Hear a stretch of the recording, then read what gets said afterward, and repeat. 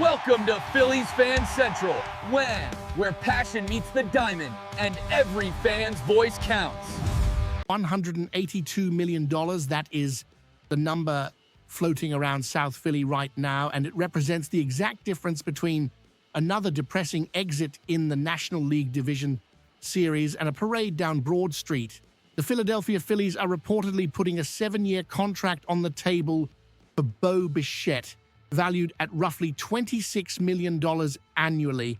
We are sitting here on January 7th, 2026, and the front office is finally waking up.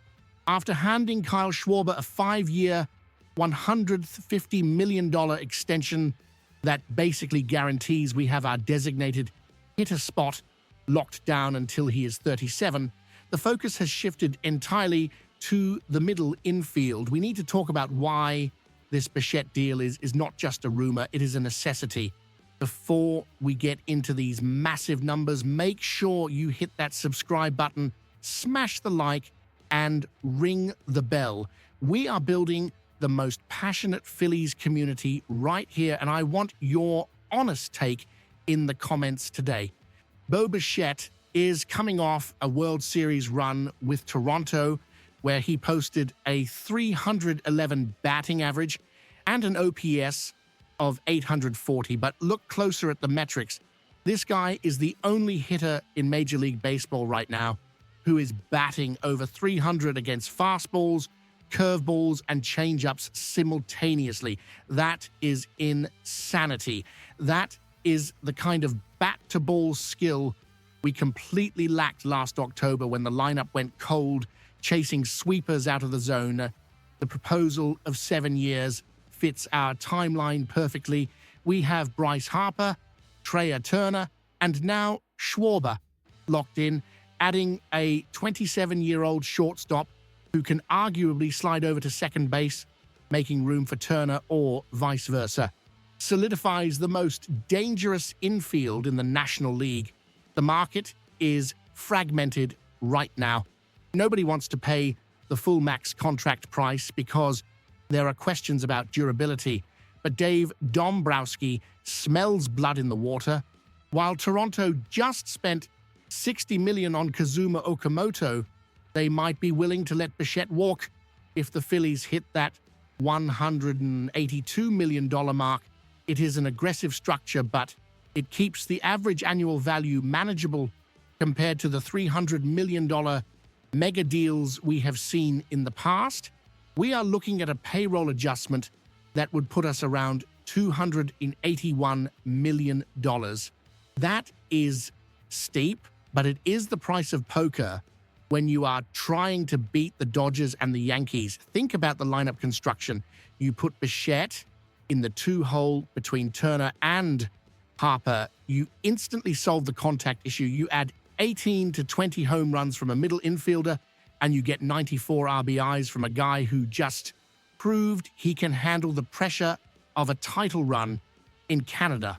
The hesitation from some fans about the money makes no sense to me. We are not paying the luxury tax bill. John Middleton is, and he told us he wants his damn trophy back. If this offer is real, it signals that the front office knows exactly what went wrong the last 2 seasons. We relied too much on the long ball and died by the strikeout. Bichette fixes that. He puts the ball in play. Now, if you think the Bichette news is wild, the chatter surrounding Alex Bregman is where things get really complicated. Mark Feinsand is linking the Phillies to the veteran third baseman, and this changes the entire conversation about our infield defense. We are talking about a projected 6-year, $171 million deal. Bregman is 31 years old. He is not the MVP candidate he was in Houston 5 years ago, but he brings a defensive stability to the hot corner that we frankly have not seen in years. The issue here is Alec Bohm. If you bring in Bregman, Bohm is gone. There is no other way to slice it. You trade Bohm's $10 million arbitration salary to offset the cost, and you upgrade the glove at third base immediately. But here is the reality check we need to have. The Phillies got hit with a $56 million luxury tax bill after the 2025 season. That hurts, even for a billionaire owner writing a check that size to the league just for the privilege of losing in the first round of the playoffs is painful. That is why this winter has been so slow until now. However, Bregman's market is cooling off. The Red Sox and Cubs are sniffing around, but nobody has pulled the trigger. If his price drops, Dombrowski loves a bargain on a veteran star. Bregman hit 273 last year with an on-base percentage of 360. He walks more than he strikes out. That plate discipline is exactly what this lineup needs to balance out the aggressive swings of guys like Nick Castellanos and Brandon Marsh. We won 95 games in 2024. We won 90-plus in 2025, and we have absolutely nothing to show for it but heartbreak.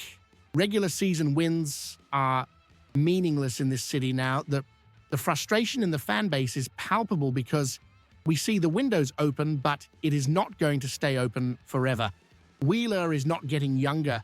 Nola has a lot of mileage on that arm. If we have to go over the highest tax threshold, the Steve Cohen tax, no, to get a guy like Bregman or Bichette, you do it. You worry about the draft pick penalties later. This decision comes down to offensive philosophy versus defensive assurance. Bichette gives you elite contact and youth, but forces a defensive shuffle up the middle.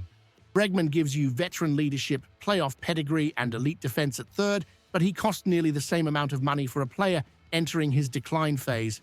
Personally, I look at the energy this team lacked when the lights got bright last year. We looked stiff, we looked predictable. Bringing in a guy with red October energy who isn't afraid of the moment is worth the overpay. Whether it is the $182 million for Bichette or shifting gears for Bregman, standing pat is not an option.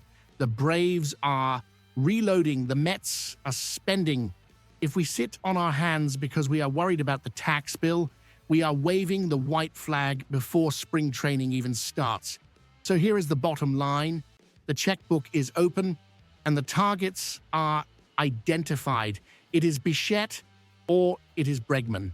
One brings youth and batting average. The other brings defense and discipline. I want to know where you stand right now. Would you rather see the Phillies drop $182 million on Bo Bichette to fix the middle infield? Or should we trade Alec Bohm and go all in on Alex Bregman at third base? Drop your choice in the comments below, Team Bo or Team Bregman. Do not forget to subscribe to Phillies Fan Central for the fastest updates in baseball. We are tracking every flight, every rumor, and every dollar spent this winter. Ring that bell so you don't miss the breaking news when the ink hits the paper. Go Phils!